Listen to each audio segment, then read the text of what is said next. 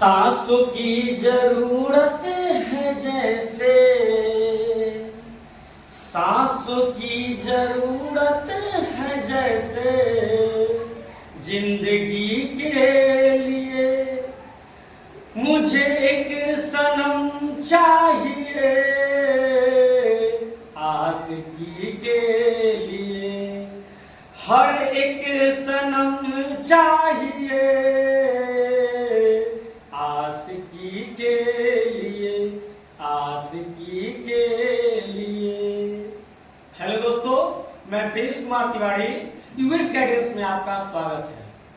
कल जैसे कि हम लोग इतिहास के बारे में संक्षिप्त जानने का प्रयास करें और इतिहास के कुछ छोटे छोटे पार्ट्स को जानें, जैसे इतिहास क्या है, इतिहास किसे कहते हैं।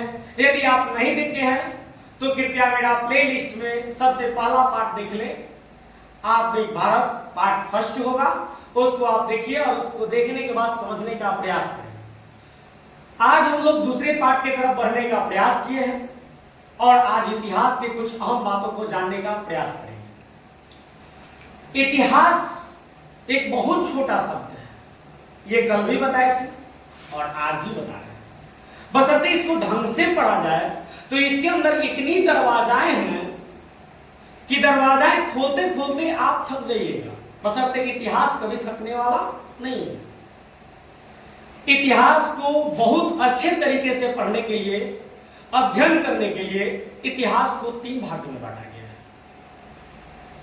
पहला प्राग्ञ ऐतिहासिक काल, दूसरा आद्य ऐतिहासिक काल और तीसरा ऐतिहासिक काल। इतिहास को पढ़ने के लिए इसी तरह से क्रम में 3 भागों में बांटा गया है, बशर्ते ये तीनों का अलग अलग अपना अपना टाइम पीरियड है। कुछ किताब में ऐसा पता चलता है कि प्राग्ञ ऐतिहासिक काल का टाइम पीरियड अनंत समय पहले से लेकर के 2500 ईस्वी पूर्व तक को माना जाता है। लेकिन बहुत सारे ऐसे किताब में पढ़ने के बाद पता चलता है, या हम हमेशा ऐसे ही बताते हैं कि लमसम 25 लाख ईस्वी आदि मानव का आगमन हो चुका था। उस समय के काल से हम लेकर के इतिहास को चलते हैं।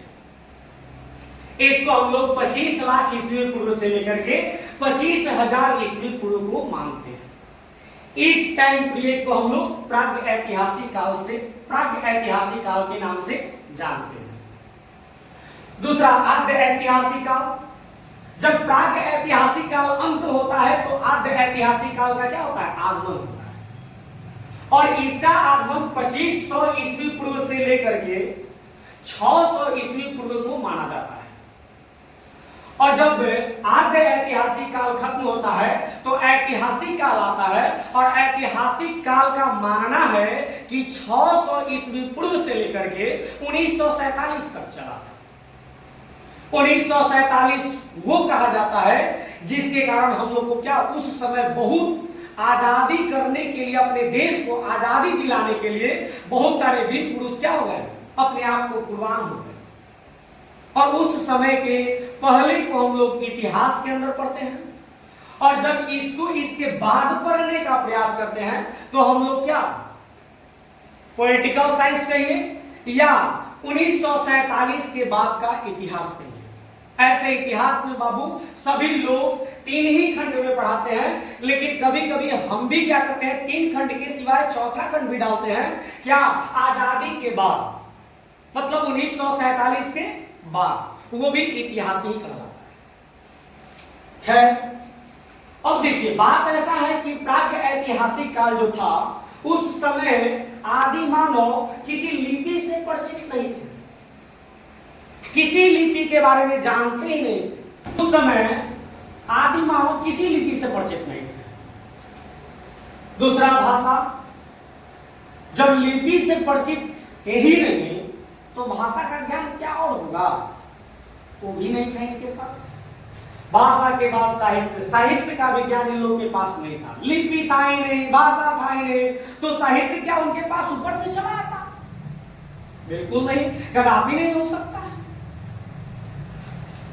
इसलिए उस समय वहां पे जो आदि मानव थे, लिपि से परिचित नहीं थे, भाषा से परिचित नहीं थे, साहित्य से परिचित नहीं थे, वस्तु से भी किसी वस्तु से परिचित नहीं थे।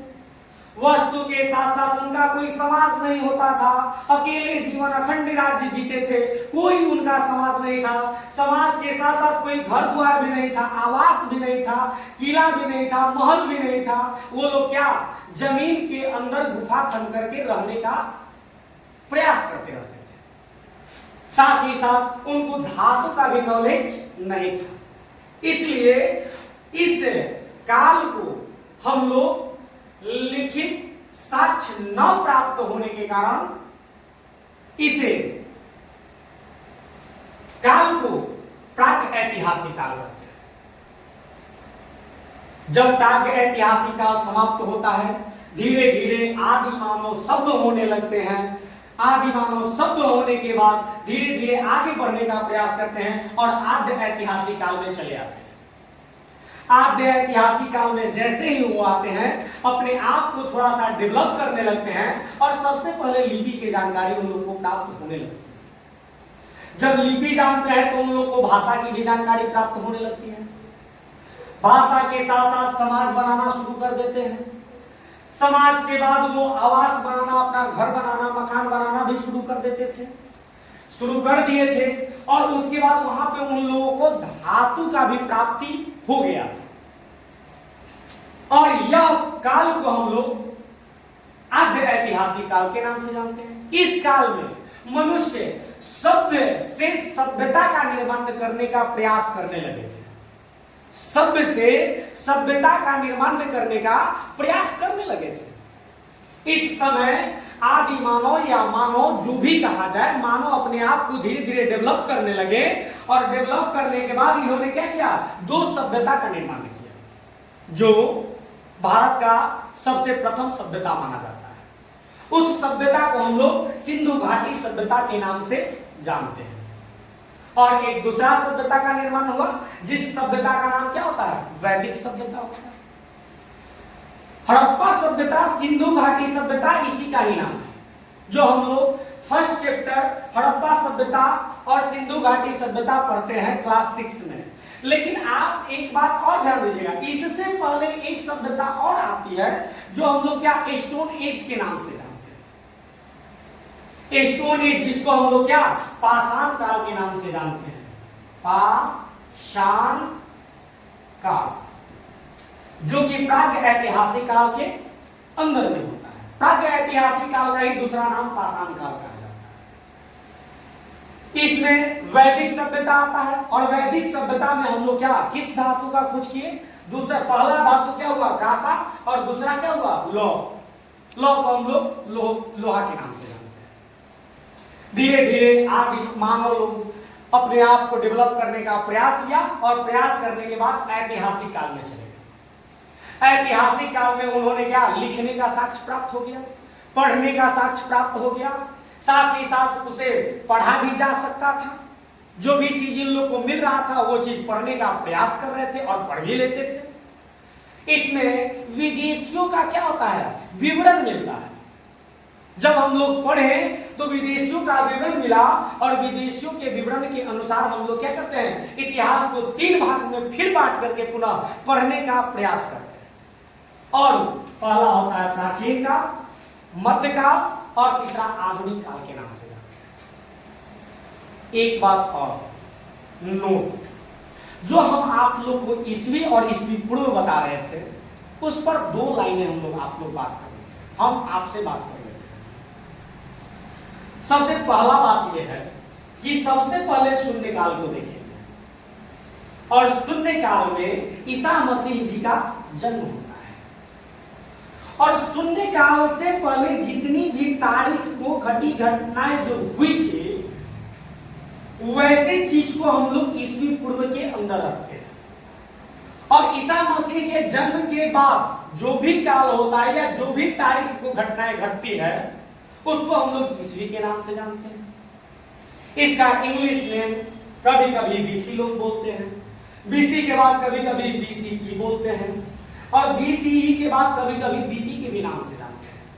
सबसे पहले बीसी, बीसी का मतलब होता है बिफोर क्राइस्ट होता है। बीसीई का मतलब होता है बिफोर कॉमन एरा, और बीपी का मतलब होता है बिफोर प्रेजेंट। ये तो सब ईस्वी पूर्व की बात है।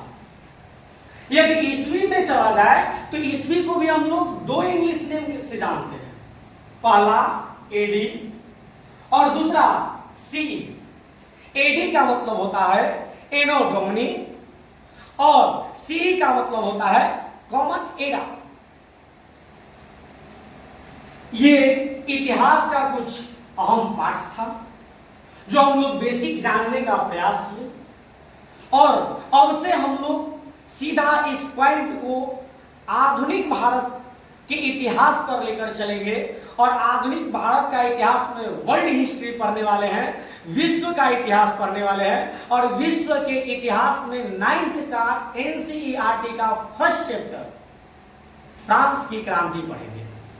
और फ्रांस की क्रांति हम लोग कल से पढ़ने का प्रयास करेंगे। और इससे पहले इतिहास के बारे में जो बताए हुए हैं, यदि आप चैनल पे नए हैं तो आधुनिक भारत का इतिहास पार्ट 1 देखिए, उसमें सारी बातें अच्छी सी बताई हुई है, उसमें बताया भी गया है। जानने का प्रयास अगर करते हैं तो आप इस पेज को, इस चैनल को लाइक, सब्सक्राइब और शेयर करें और जाके पहला पार्ट देखें। धन्यवाद।